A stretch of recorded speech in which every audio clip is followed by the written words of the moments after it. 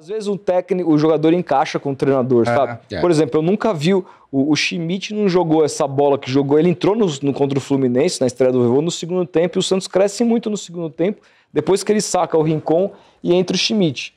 E entra como primeiro volante. E assim, a posição essa posição assim, eu abominava o Schmidt, porque ele não tem poder de marcação nenhuma.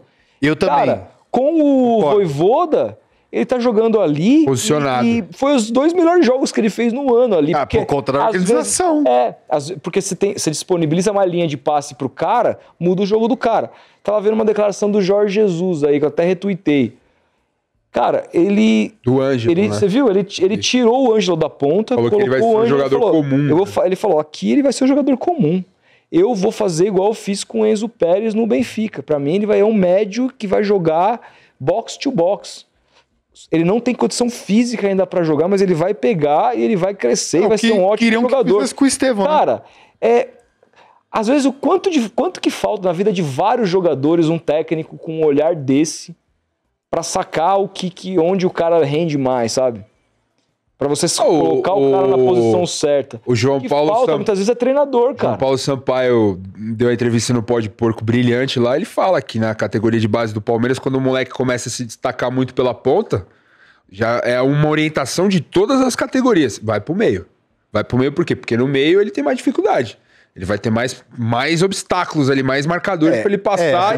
E aí ele vai precisar desenvolver bem. Aí, sei lá, daqui a pouco você faz uma avaliação. Pô, foi bem de meia? Vai ficar de meia. Mas pô, será foi, que volta fizeram isso com o Estevão? Porque fizeram ele falou. Ele falou que só que o Estevão foi uma questão de física. Ele é muito fininho pra jogar no meio. E ele tá jogando de ponta no Chelsea. Porque o Estevão é tão bom que quando você colocar ele vai jogar bem. Ele não é o Ângelo. Ele tá jogando bem. Só que a questão eu acho que o Estevão é um cara que colocá-lo na ponta é subaproveitar um talento enorme. Ele vai jogar bem, porque ele é bom. Mas eu acho que é subaproveitar um cara com essas características. Ele é, pra mim, o brasileiro mais promissor tecnicamente. Pra mim, a ponta direita da Copa é ele e o Luiz Henrique. Então, assim, porra, bota esse cara por dentro. À direita. Bota esse cara por dentro. Ele é melhor. O Palmer é melhor que ele, não é. O Palmer é mais pronto que ele pra jogar ali. Eu acho que... Mas não é melhor que ele tecnicamente. O 10 hoje, ele mudou a percepção que a gente tem de um 10 não existe, mas tava vendo um jogo Fluminense e Flamengo, Felipe, lembra do Maestro? Jogava no Vasco? Cara, absurdo. Não tem mais um jogador desse. O cara, o que acontecia com o jogo dele? Ele tinha espaço pra jogar. Peladeiro. Hoje, o cara que jogar de 10 ali centralizado, ele tem que aguentar a pancada, velho. O Felipe o Palmer, ele é mais forte que o Estevão, velho. O Vasco, mas muda, já vira um meia, né? O Garro joga assim, mas ele vive tomando paulada e caindo no chão. É difícil ele... O Garro?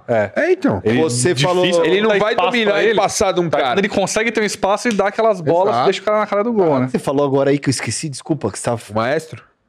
Do Felipe. O Felipe começou como lateral esquerdo, né? Sim. Ele foi campeão da Libertadores lateral esquerdo. Jogava muito. Em 2011, tem um jogo que eu fui São Paulo e Vasco no Morumbi, ele jogou no meio.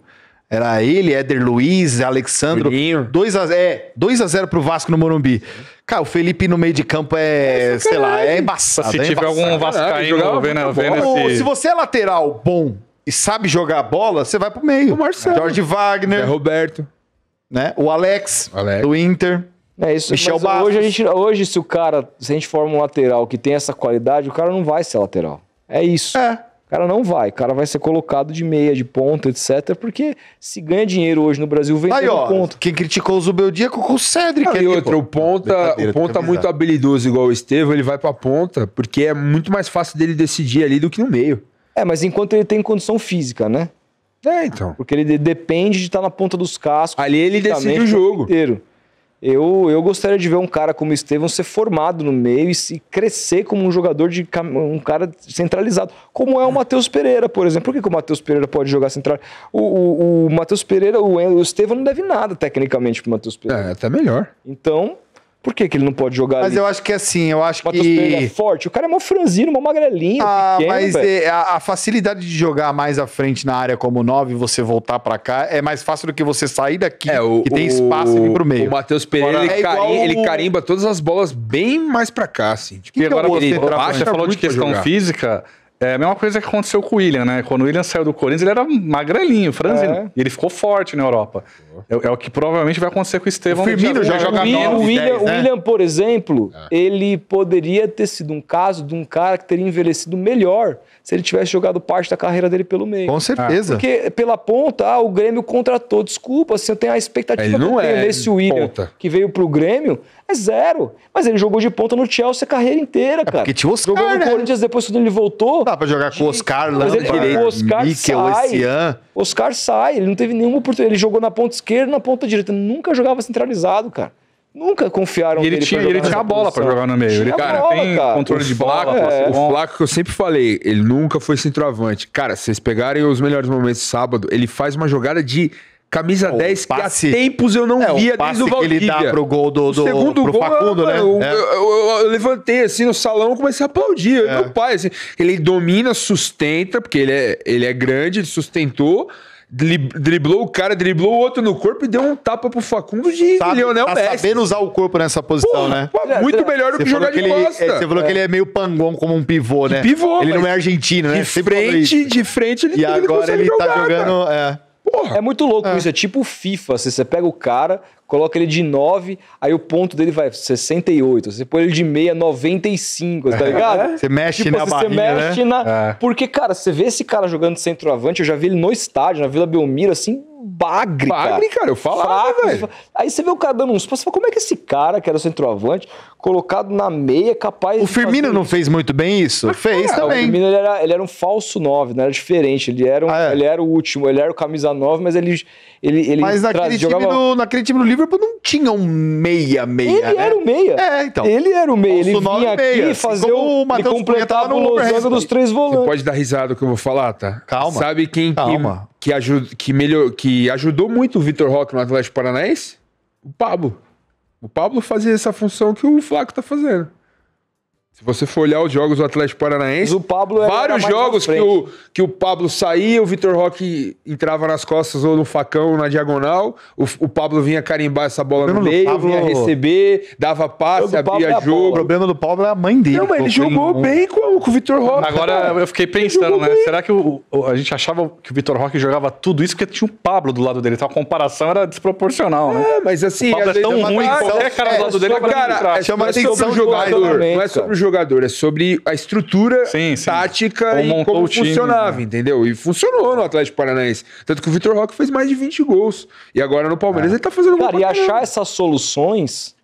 que é tão difícil. Mas também não é tão simples. Por isso que eu, de novo... o Abel demorou. Eu fiquei impressionado com o Vojvoda achando uma solução tática diferente do que o Santos vem fazendo tão rapidamente. Você falei, caralho, já funcionou assim na casa dos caras... Bom, eu espero que domingo continue funcionando. Eu mandei um time do Santos lá no grupo lá que eu achei que poderia ser interessante, com 3 zagueiros. Frias, Alexis e Luan. Aí você coloca o Guilherme na ala e na direita o Igor Vinícius. Aí você coloca Schmidt, Bom Tempo ou Vitor Hugo, Rolheiser, Neymar e Lautaro, né? Pensando tem 12 aí.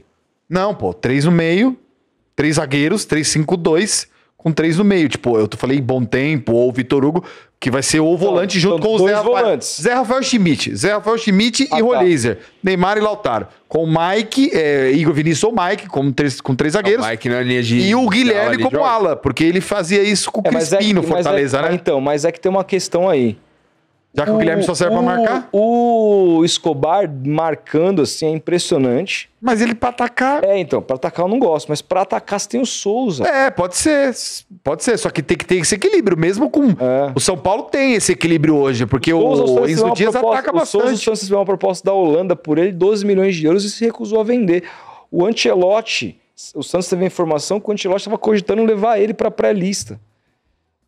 É um moleque de 18, ele 19 é bom de bola, anos, cara. Mas tem que aprender a marcar, né? Você colocar o Guilherme pra deixar 2 laterais que você tem no banco, deixa os caras lá. Eu também não faria isso nem ferrando. Melhor usar o e outra, o Guilherme, o lance dele, assim... Não, eu só falei isso porque eu já vi o Vojvoda fazer isso com o Crispim, que é um meia. Mas o Crispim era meia, o Guilherme é atacante, cara. Mas você vai... É um cara pra você preencher aquele lado esquerdo. Mas e o Guilherme tem esse físico pra ir e voltar todo momento. Agora, você tendo o Rolheiser, Neymar, Lautaro, ou o próprio Tiquinho, e colocar o Guilherme lá na frente, aí A gente volta tudo que a gente falou nos outros programas. É o que tá acontecendo até agora. Vamos ver como ele vai arrumar esse time a partir agora da volta do Roleze. Se vai sair o Guilherme. Como é que ele vai fazer? Porque ele pode fazer o quê?